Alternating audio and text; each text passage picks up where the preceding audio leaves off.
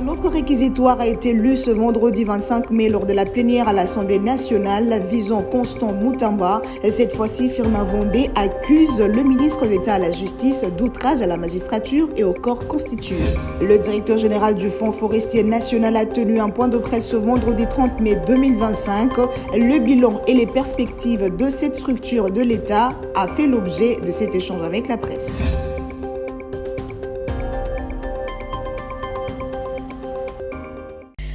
C'est toujours un plaisir de vous retrouver, madame, monsieur. Bonsoir et bienvenue à tous à la une. Le ministre d'État à la Justice visé une fois de plus par la justice après l'affaire construction de la prison de Kisangani. Le procureur général après la Cour de cassation transmet cette fois-ci un deuxième réquisitoire contre Constant Moutamba pour outrage à la magistrature et au corps constitué.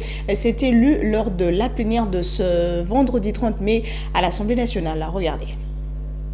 Un deuxième réquisitoire du procureur général près la Cour de cassation a été transmis à l'Assemblée nationale contre Constant Moutamba, ministre d'État en charge de la justice. Objectif, obtenir l'autorisation d'ouvrir une action judiciaire à son encontre suite à ses propos polémiques tenus le 26 mai 2025 devant les palais du peuple. En date du 26 mai 2025, devant le bâtiment du ministère de la Justice et garde de Sceaux, entouré d'une foule, le ministre Constant Moutamba a déclaré « Je les arrête, ils veulent m'arrêter, mais avant de m'arrêter, ils vont arrêter le peuple congolais. » Conclusion. Pour permettre au ministre concerné de donner sa version des faits et présenter ses moyens de défense, par ces motifs, plaise au bureau de l'Assemblée nationale d'autoriser l'instruction à charge du ministre d'État, ministre de la Justice, et garde de Sceaux Constant Moutamba Tungunga. Signé le procureur général Firmin Vondé. Cette nouvelle initiative judiciaire intervient dans un contexte de tensions croissantes entre le ministère de la Justice et certaines institutions clés de la République. Moutamba se serait-il tiré une balle dans les pieds avec ses propres déclarations? Un peu plus tôt, l'Assemblée nationale a autorisé le procureur général après la Cour de cassation d'ouvrir l'instruction judiciaire contre Constant Moutamba. Cette décision intervient après recevabilité du rapport de la commission spéciale chargée d'examiner le réquisitoire de Firmin Vondé. C'était lors de la plénière du jeudi 29 mai 2025. Rachel Adassaliou à la reportage. Le ministre d'État en charge de la justice Constant Moutamba, livré à la justice par l'Assemblée nationale, qui a autorisé le procureur général près la Cour de cassation d'ouvrir l'instruction du dossier à sa charge. Qui s'abstiennent? Merci. Au vu du vote, l'Assemblée plénière approuve les conclusions du rapport de l'examen du réquisitoire du procureur général près la Cour de cassation aux fins d'autorisation d'instruction à charge de M. Moutamba Tunguna, Constant ministre de la Justice et garde des Sceaux. Par conséquent, l'Assemblée nationale accorde au procureur général près la Cour de cassation l'autorisation d'instruction à charge de M. Moutamba Tunguna, Constant ministre d'État, ministre de la Justice et garde des Sceaux. L'examen de ce réquisitoire intervient alors que le ministre d'État à la Justice était déjà visé par deux précédentes interpellations parlementaires concernant les mêmes projets controversés. Il s'agit des initiatives de Fontaine Mangala et Willy Michiki. Autre titre, face à la recrudescence des braquages, le VPM de l'Intérieur et Sécurité a réuni les responsables de la police, de forces armées de la République et les autorités provinciales pour renforcer les dispositifs sécuritaires. C'était le jeudi 29 mai. Une fois de plus, Rachel Adassaliou. À Kinshasa, la montée des cas de braquage à main armée a conduit à une réunion stratégique de haut niveau convoquée par les vice-premiers ministres en charge de l'intérieur et de la sécurité. Autour de lui, le commissaire général de la police nationale congolaise, le gouverneur de la ville de Kinshasa, le commandant de la 14e région militaire, ainsi que le commissaire général de la police nationale Kinshasa. Une mobilisation de tous les responsables sécuritaires pour faire bloc contre les réseaux criminels qui sèment la terreur dans la capitale. Dans le jour qui viennent, il y aura une opération très musclée au Italie Bongondobo pour les braqueurs, pour les civils qui a diverses manières mais également tournées nocturnes et diurnes et Rosala, dans une action combinée entre la police et l'armée, mais également d'autres mesures qui vont s'en suivre. Pour mettre fin à toutes ces criminalités dans la ville, le VPM en charge de l'intérieur et de la sécurité a instruit le service des sécurités de lui transmettre en urgence un rapport détaillé afin de structurer un plan de riposte coordonné et efficace. Il faut dire que quelques criminels arrêtés ont été présentés par les groupes de lutte contre la criminalité et stupéfiants du commissariat provincial de Kinshasa, traduisant ainsi les efforts déjà en cours entrepris par la police nationale congolaise pour neutraliser ce hors-la-loi. Cette étape décisive constitue la reconquête de la sécurité urbaine à Kinshasa. La population de l'Est de la RDC reste résiliente face à la situation humanitaire décriante qu'elle vit. Le constat a été fait par la rapporteuse spéciale des Nations Unies en mission à Beni, Bunia et Goma au Nord Kivu. Elle a fait la restitution de sa mission le jeudi 29 mai devant la Première ministre à la primature. On en parle avec Patrick Issot. Cet échange entre la Première ministre accompagnée de quelques membres de son gouvernement et la rapporteuse spéciale des Nations Unies a permis à cette dernière de faire la restitution de sa mission effectuée dans l'est du pays. À Beni, Bunia et Goma, Paola Garivia Betancourt a pu se rendre compte de la résilience de la population de cette partie du territoire national. Du côté du gouvernement congolais, son porte-parole Patrick Mouyaya a réaffirmé l'engagement de l'exécutif national à tirer les leçons de ce rapport pour améliorer la réponse aux besoins des déplacés. Ici, avec les différents membres du gouvernement, l'objet de la réunion était justement d'écouter ses premières remarques par rapport à ce qu'elle a vu. La situation concernait les déplacés dans tout le pays. C'était pas seulement dans l'Est, mais c'était aussi dans la périphérie de Kinshasa. C'était aussi pour les différents cas. Elle a eu l'occasion de discuter des différentes problématiques avec des ministres concernés bien avant. Et aujourd'hui, on a fait le tour d'horizon autour de la Première ministre pour lui permettre d'avoir des éléments supplémentaires qui vont lui permettre d'étoffer son rapport, parce que la communauté internationale, qui est rattachée sur cette question des droits de l'homme puisse être pleinement informée, mais pour que nous aussi, gouvernement, avec les recommandations qu'elle a formulées, nous puissions tirer les conséquences pour que nous puissions avoir une action plus efficace dans le sens de garantir les droits de ces personnes déplacées, dans le sens de veiller à ce que ces personnes déplacées retournent chez eux dans des bonnes conditions. Et ça, c'est un engagement sur lequel le gouvernement ne dérogera pas. Les populations déplacées ont de droits et ces droits doivent être respectés.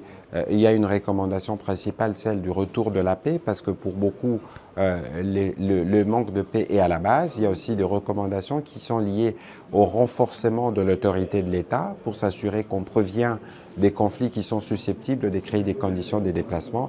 Et donc le gouvernement sera très attentif à son rapport le moment venu pour que davantage nous puissions renforcer notre action pour le bien des populations déplacées. La Première ministre Judith Suminwa, quant à elle, exprimait toute l'attention de son gouvernement à ce rapport. Il pourrait jouer un rôle clé dans la mise en œuvre d'une politique plus humaine et durable en faveur de populations déplacées. Et puis le gouvernement central vient de mettre en place la Delivery Unit. Celui-ci est un organe qui vient s'assurer de l'exécution des programmes mis en place par l'exécutif national. La première ministre a tenu une première réunion avec le PNUD et le comité de pilotage de la DU le jeudi 29 mai à la primature. Regardez. Un tout nouvel organe qui vient s'assurer de l'exécution des programmes mis en place par le gouvernement. Cela à travers les différents ministères sectoriels. De ce fait, la Delivery Unit, comme il est nommé, aura à tout appuyer pour avoir des résultats impactants, a indiqué Judith Suminwa, Première ministre. Aujourd'hui, ce que nous avons eu à faire, c'est l'approbation du document de projet d'appui à la Delivery Unit en collaboration avec le Programme des Nations Unies pour le développement qui vient appuyer cette Delivery Unit. La Delivery Unit n'est pas un organe d'exécution. Elle vient pour appuyer, pour assurer justement que tous les programmes qui sont mis en œuvre à travers les différents ministères sectoriels puissent arriver à terme en termes d'exécution, mais aussi en ayant des résultats impactants le plus rapidement possible dans les délais qui ont été impartis. Cet outil, selon Dominique Mama, représentant résident du PNUD, reste l'initiative de la Première ministre. Le PNUD ne vient qu'en accompagnement de celui-ci, de par l'expérience de cette agence du système des Nations Unies. Le PNUD vient en accompagnement compte tenu de l'expérience que nous avons vue dans d'autres pays. Mais l'objectif, c'est qu'une fois que la delivery unit est opérationnelle, nous, on n'a plus de rôle. Notre rôle est plutôt transitoire. Mais il est important de savoir que la delivery unit, c'est au-delà d'une structure. Ce n'est pas vraiment une nouvelle structure en tant que telle, mais c'est l'ambition d'être plus efficace. Vous voyez, de partir de la planification jusqu'au niveau de la réalisation.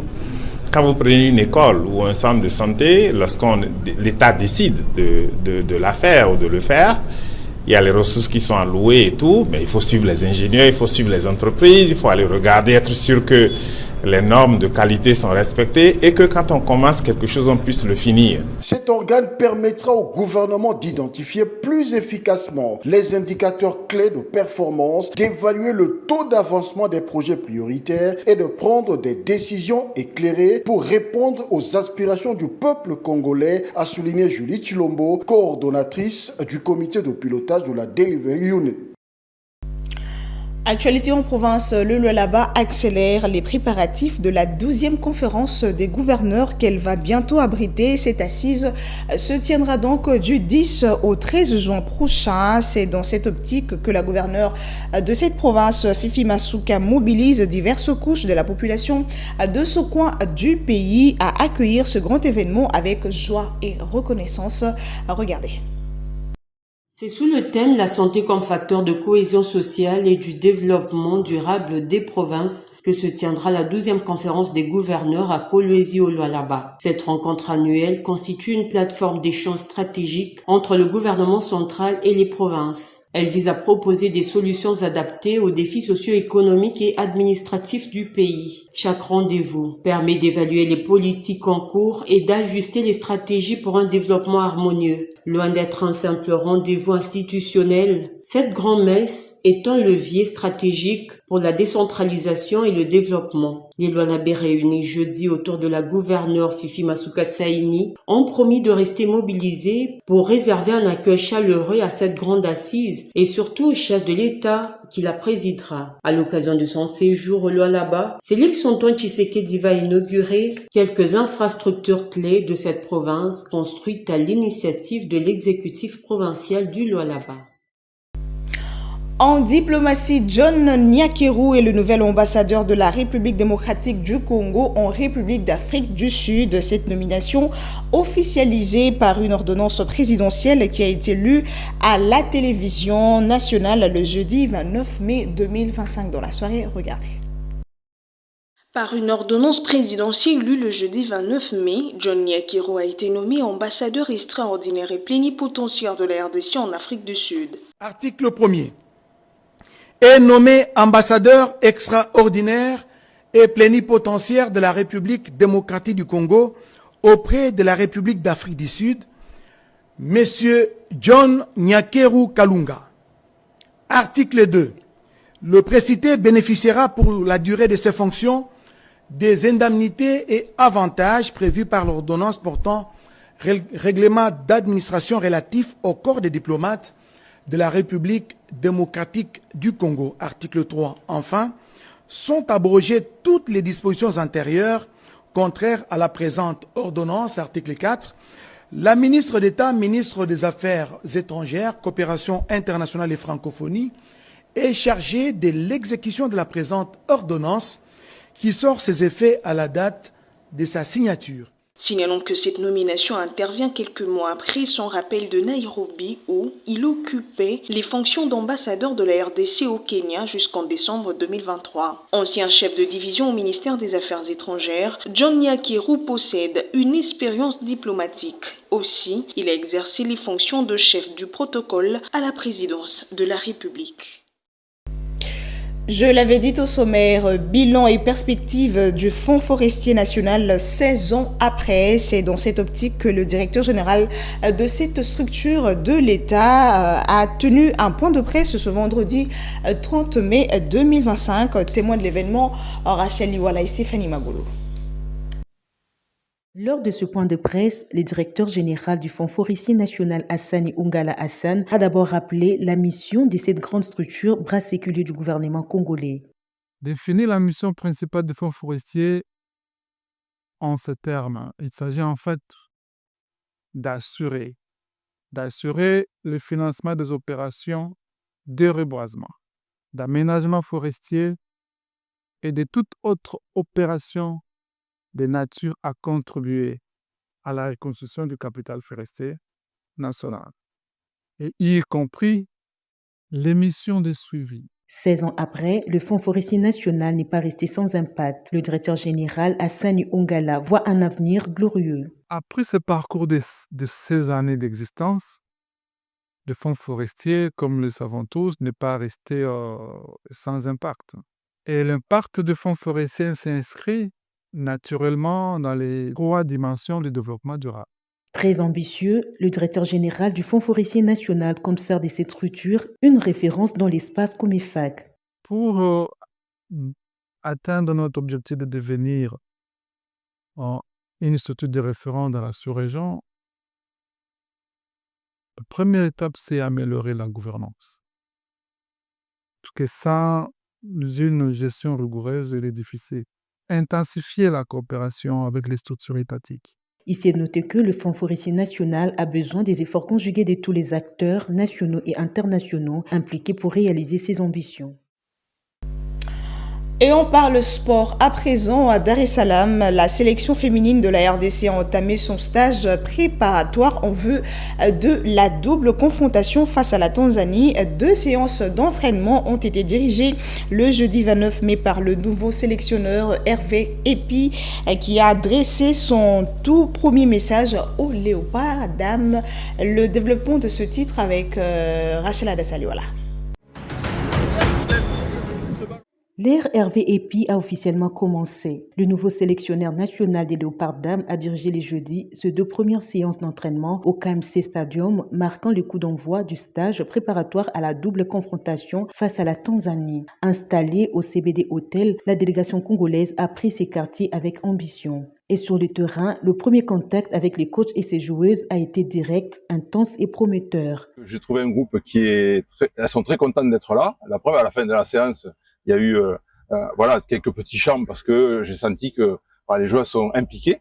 Et puis petit à petit, nous, ça nous permet à travers les petits jeux qu'on fait, là après on va finir par un grand jeu, de mieux connaître les joueurs, sachant qu'il y en a pas mal qu'on connaît déjà puisqu'on les a visionnés sur pas mal de matchs. Il y a certains matchs qu'on est allé les voir et c'est pas fini puisque il y aura encore à Lubumbashi, il y a un tournoi qui a commencé et évidemment on va aller encore là-bas voir s'il y a 2 ou 3 joueurs qui pourraient nous intéresser. Donc c'est l'idée un petit peu de voilà. Ambiance studieuse, engagement visible, les Léopards Dames semblent réceptives à ce nouveau souffle pour affronter la Tanzanie à 2 reprises, ce 30 mai et le 3 juin prochain. Alors, on va finir à l'international. 25 morts et plusieurs personnes portées disparues. C'est le bilan provisoire de suite des violentes pluies qui se sont abattues sur l'État du Niger au Nigeria. L'annonce a été faite le jeudi par les services d'urgence nigérians. Ida Maloba pour plus de détails. Les inondations survenues après un orage tard mercredi ont submergé ou détruit plus de 50 habitations, forçant des dizaines de familles à fuir les eaux déchaînées. Une dizaine de personnes restent introuvables. Parmi les rescapés, une femme et ses 2 enfants ont été hospitalisés pour blessures et chocs traumatiques après leur sauvetage par des plongeurs et des bénévoles. Les autorités locales pointent du doigt les infrastructures défaillantes, notamment un drainage insuffisant, ainsi que la construction illégale sur les lits des rivières et le rejet des déchets dans les canaux qui aggravent les risques d'inondation. Ces phénomènes se répètent régulièrement au Nigeria, en particulier pendant la saison des pluies qui s'étend de mai à novembre. L'année dernière, le pays a connu l'une des pires saisons d'inondation de ces dernières décennies avec plus de 12 000 morts et 1,2 million de personnes déplacées, selon l'Agence nationale de gestion des urgences. Plus de 1,4 million d'hectares de terres agricoles ont également été détruits. On va prendre le rappel de principaux titres avant de se quitter. Un autre réquisitoire a été lu ce vendredi 25 mai lors de la plénière à l'Assemblée nationale visant Constant Moutamba. Cette fois-ci, Firmin Vondé accuse le ministre d'État à la Justice d'outrage à la magistrature et au corps constitué. Le directeur général du Fonds forestier national a tenu un point de presse ce vendredi 30 mai 2025. Le bilan et les perspectives de cette structure de l'État a fait l'objet de cet échange avec la presse. Et c'est la fin complète de ce journal. Madame, Messieurs, merci de l'avoir suivi. Bonne suite de programme sur la chaîne du repos. Au revoir.